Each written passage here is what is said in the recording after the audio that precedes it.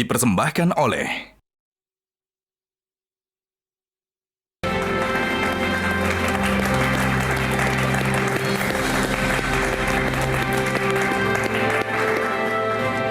Pemirsa, sebelumnya Cawapres 01 Muhaimin Iskandar dan Cawapres 03 Mahfud MD kompak mengkritik kebijakan food estate sebagai kebijakan yang gagal karena merusak lingkungan. Meski awalnya mengaku ada program food estate gagal, namun Gibran mengatakan ada juga program food estate yang berhasil. Kita simak bersama. Upaya pengadaan pangan nasional dilakukan melalui food estate.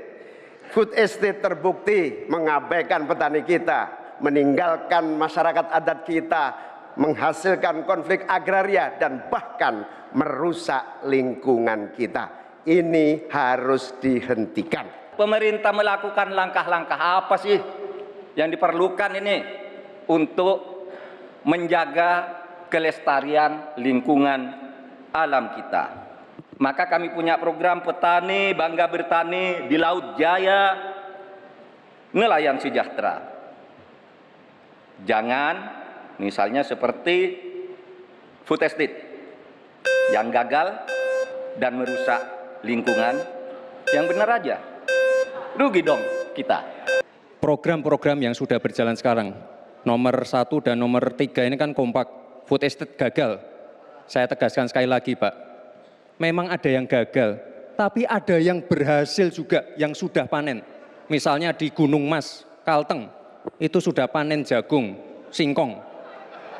Itu Pak, cek saja nanti ininya, cek saja datanya. Intinya adalah warga jangan diberikan narasi-narasi yang menakutkan. Kita harus optimis Pak. Bapak-bapak ini adalah calon-calon pemimpin, harus optimis.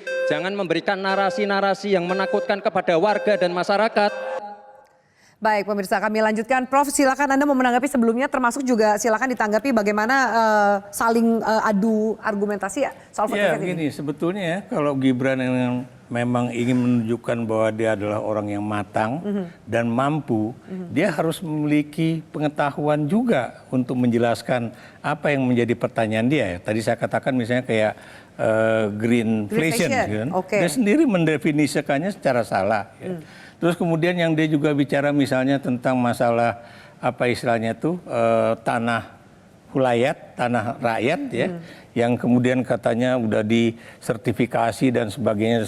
Apakah Gibran kemudian tahu setelah disertifikasi itu tanah itu menjadi milik rakyat atau dijual oleh rakyat? Gitu. Jadi distribusi tanah adat itu benar-benar terjadi atau tidak? Okay. Ya. Nah, kemudian juga yang lain juga ya. Ini Gibran ini kan belum pernah di pemerintahan. Dia nggak tahu sejarah. Wali kota Solo. Maksud saya belum pernah di pemerintahan pusat ya. Okay. Sementara yang 2 orang ini pernah menjadi menteri, pernah menjadi di pemerintahan pusat lah. Ini yang menarik buat saya, Gibran itu seolah-olah sebagai petahana yang mempertahankan program-program dia. Harusnya dia tuh kan sebagai bapaknya petahana. Nah, padahal harusnya kalau dia belum pernah memerintah, dia harus menunjukkan bahwa dia itu mengeritik lah apa yang terjadi. Ini malah mempertahankan sebuah program yang memang gagal, dan food estate ini bukan cuma gagal sekali, zaman Soeharto juga gagal. Sudah gagal. Iya, Okay. dan Prabowo juga di Merauke itu juga dulu punya food estate, juga banyak dikritik sama orang. Oke, baik. Gitu. Silakan mau ditanggapi Mas Surya sebelum saya nanti soal food estate gagal atau tidak, dan klaim dari Gibran misalnya mengatakan bahwa ada yang gagal, perlu masa waktu tertentu, bahkan juga ada yang berhasil. Silakan Mas Surya. Yang dia bilang Kalteng berhasil itu juga nggak berhasil. Gunung karena Mas. aslinya itu mau tanam singkong. Jadinya jagung dan itu pun di polybag, Mbak. Memang tujuannya untuk seperti nggak berhasil gitu.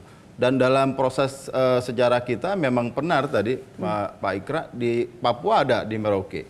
Target 1,2 juta hektar, yang jalan sekarang 400.000 hektar. Sisanya jadi belukar. Dan yang paling serem lagi itu gara-gara di sana dipaksa tanam beras, penduduk lokal yang biasa makan sagu akhirnya terbawa makan nasi. Menghasilkan masalah, mereka kan konsumsinya beda, cara beda, ya, konsumsinya berbeda, dan dia menimbulkan diabetes sekarang di sana. Jadi saya kira tidak sederhana ya bahwa ada begini terus begini gitu. Dan sepertinya memang proyek aja gitu loh food estate. Anda melihat ini bukan kebijakan yang berorientasinya pada kesejahteraan publik gitu? Kelihatannya lebih begitu, ke karena gimmick Tendensi aja. politik? Jadi memang sepertinya pemerintah itu bekerja dengan dari satu gimmick ke gimmick lain, dan ketika gagal dia bikin gimmick lagi. Esensinya di mana? Sementara untuk yang terjadi adalah itu hutan tadinya, Mbak. Ya. Hutan digundulin, dibikin food estate, kayunya hilang, food estate-nya nggak jadi. Jadi rugi Jadi ada dua yang kali mikir lah apa gara-gara mau ngambilin kayu aja sebetulnya, bukan untuk nanam ketahanan pangan dan sebagainya. Saya Oke. kira ini ada masalah besar Baik. yang harus dievaluasi gitu. Gus Islam, saya minta tanggapan Anda soal kemudian Mas Gibran bilang jangan menakut-nakuti. Jangan menakut-nakuti. Tapi bagaimana Anda melihat itu? Bahwa ada juga food estate yang berhasil sebenarnya.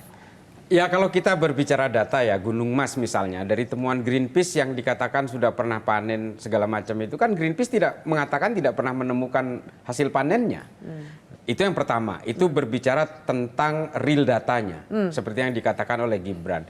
Dan kalau kemudian punya kegelisahan yang sama di antara dua paslon 1 dan 03 ini, cawapresnya, kemudian mengungkapkan fakta bahwa kenyataannya kita memang masih mau impor beras 3 juta ton dari India dan juga dari satu lagi dari mana ya, dari Vietnam kalau tidak salah ya. Vietnam, Nah, Cina.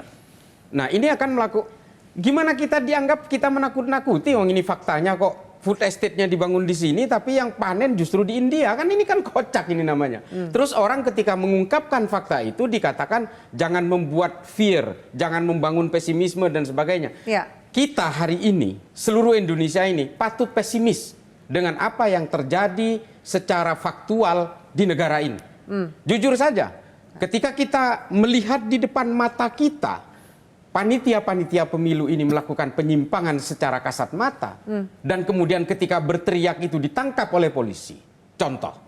Dan kemudian ketika terjadi penyelewengan konstitusi di MK, di depan mata, ketika orang berteriak, orang dianggap seolah-olah, udahlah ini bukan urusan kalian. Seolah-olah orang diminta untuk memakai kacamata kuda dan tidak melihat apa-apa.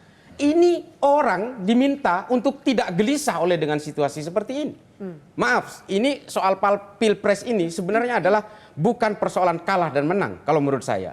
Ini adalah persoalan bagaimana manusia-manusia di Indonesia ini membela kebenaran. Oke. Bukan menutup mata terhadap berbagai aksi-aksi kejahatan. Baik, Mbak Rosi kan tanggapi supaya tidak pesimis kan kita harus optimis. Optimisme apa yang dimaksud oleh Mas Gibran dengan situasi yang tadi disampaikan Gus Islam? Ya, terima kasih. Jadi memang pada dasarnya kita harus optimis ya. Yang pertama tidak bisa melabel bahwa pekerjaan pemerintah itu adalah gimmick. Wah, itu banyak sekali yang akan sakit hati dengan statement itu.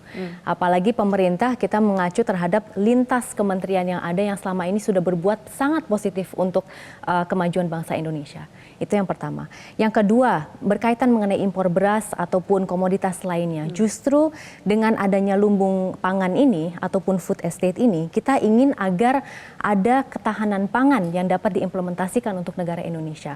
Semua mengacu terhadap Undang-Undang Nomor 23 Tahun 2019 tentang pengelolaan sumber daya nasional. PSDN, di mana disitulah terletak relevansi terhadap pertahanan negara dengan sektor agraria, sektor pertanian, lintas sektor yang ada. Nah, lalu kemudian bagaimana negara bisa hadir agar Indonesia ini bisa kemudian bergantung dengan dirinya sendiri, mengingat masih bahwa impor SDA beras. kita, makanya ini menjadi PR kita ke depannya, gitu kan. Makanya kenapa ini juga tercantum di dalam visi misi Prabowo Gibran agar kita mempunyai terobosan yang baru. Yang menurut saya sangat gentleman tentang Mas Gibran adalah bahwa beliau mengakui ada sesuatu hal yang gagal, ada juga yang sukses. Berhasil. Mengingat bahwa yang terlibat di dalam pembentukan lumbung pangan ini atau food estate ini meliputi berbagai macam instansi dan kementerian. Kementerian Pertanian adalah leading sektor dalam hal ini. Oke. Di situ ada Kementerian Pertahanan, ada PUPR hingga Kementerian Lingkungan Hidup dan Kehutanan. Ya. Yang memberikan izin lahan termasuk proses AMDAL dan lain sebagainya datang dari KLHK. Ya. Jadi lintas instansi ini sebetulnya terlibat di dalam proses pembangunannya. Jadi nggak Dan bisa menyalahkan progresnya kegagalan ini ke satu kementerian baru saja. kita bisa lihat dalam lebih dari 3 tahun ke depan, Oke, gitu Mbak. Jadi baik. ini group effort, kita harus melakukan tindakan-tindakan yang dibutuhkan agar kita bisa mencari solusi yang terbaik. Oke, baik. Saya minta tanggapan dari Mas Hendy. Merangkum argumentasi dari masing-masing paslon, perwakilan paslon termasuk debat tadi malam, food estate ini sebenarnya gagal atau enggak sih? Gagal lah. Apa argumentasi Anda mengatakan itu gagal? Walhi ini sudah 43 tahun di Indonesia. Proyek food estate-nya Soeharto dulu, Walhi menolak. Proyek lahan gambut 1 juta hektar. Kenapa kita menolak? Sebenarnya proyek itu untuk apa? Ketahanan pangan nasional. Justru itu menghancurkan ketahanan pangan. Lahan gambut itu, dia sumber 77 jenis sumber pangan. Nilai ekonominya itu 2 kali lipat dari sawit. Oke. Kalau food estate itu dilakukan kajian secara akademik dan secara objektif, maka keputusan untuk merubah wilayah itu menjadi food estate itu tidak akan diambil. Saya melakukan penelitian sendiri di Bagaimana tanggapan Anda ketika ada pihak yang mendorong food estate sebagai sebuah cara untuk meningkatkan ketahanan pangan nasional, namun juga ada pihak yang mengatakan menolak itu? Sedari awal kita sudah menolak, itu langkah keliru. Kalau dia untuk memenuhi kedaulatan pangan, dia sudah menghancurkan kedaulatan pangan. Kalau dia untuk memenuhi kesejahteraan rakyat dan kedaulatan rakyat atas tanah, dia sudah merampas tanah rakyat. Oke. Kalau dia untuk melindungi peradaban Indonesia, dia sudah menghancurkan peradaban Indonesia. Harus dihentikan? Itu harus dihentikan dan pemerintahnya harus minta maaf kepada masyarakat adat. Karena itu menghancurkan kultur dan peradaban masyarakat adat. Kenapa saya katakan menghancurkan? Karena kita berbeda, bahasa kita 400 lebih. Itu karena ekosistemnya berbeda. Artinya bahasa daerah itu melekat kepada biodiversity dan ekosistemnya. Ketika ekosistemnya dihancurkan, maka bahasa juga runtuh. Budayanya juga hilang. Ada 7 sendi budaya itu yang hancur. Dari bahasa, kuliner, pangan, dan seterusnya. Oke, jadi ini bukan hanya urusan tanam dan panen saja. Banyak hal yang terlibat dalam sebuah program bernama Sebelum food debat estate itu. Pilpres kita sudah nyatakan ini langkah keliru, hentikan, dan kalau kita mau menuju kedaulatan pangan, langkah pertama itu benahi tata kuasa di agraria. Kembalikan tanah rakyat. Kalau kita mau membangun kedaulatan rakyat, yang harus kita rubah itu undang-undang tentang budidaya tanaman benih. Baik. Semenjak tahun 92 lumbung-lumbung padi di kampung itu hilang. Karena kita merubah peradaban pertanian Indonesia.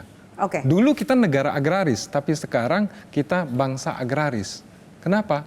Karena kebijakan negara tidak mencerminkan sebagai negara agraris. Oke, baik, kita harus jeda, nanti kita lanjutkan pembahasan, termasuk kita akan bahas soal hilirisasi. Apa kemudian itu menjadi solusi dan terobosan baru untuk meningkatkan pertumbuhan ekonomi atau justru menjadi senjata makan tuan? Usai jeda, tetaplah bersama kami.